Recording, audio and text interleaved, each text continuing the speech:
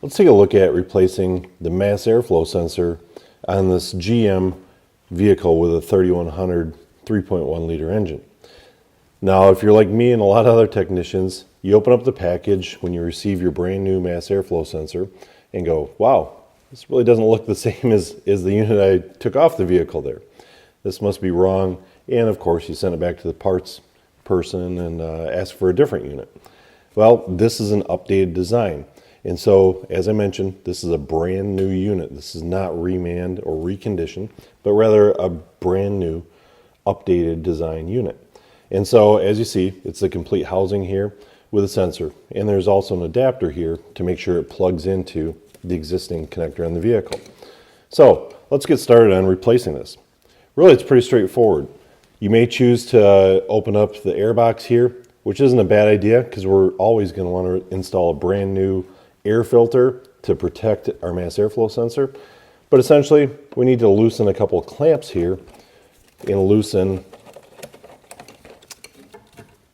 the connectors here that are holding the mass airflow sensor in place. So once we get those loose, we can kind of work this around back and forth, use our screwdriver a little bit, try and pop the boots off here as well, and get it off of the airbox. So you can see with not too much of a struggle, I was able to pull that out of there.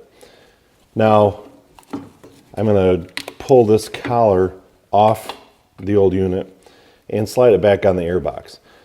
You might be able to see there's some grooves in here. And so it's nice to get that installed back on the airbox. So we've got a good seal.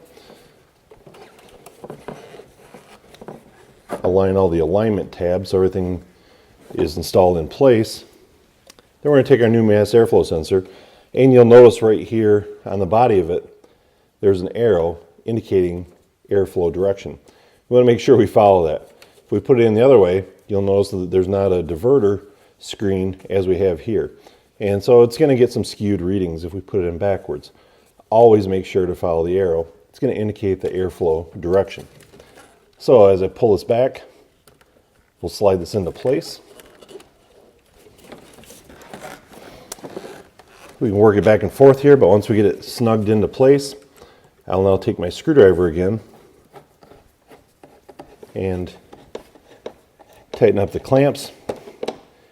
Make sure that we have no air leaks or any unmetered air going around the mass airflow sensor into the engine.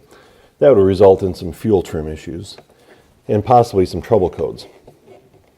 So once we've got it tightened down, I can now plug in the electrical connector, and really that's it. If there are any trouble codes set, and it's a good idea to erase those.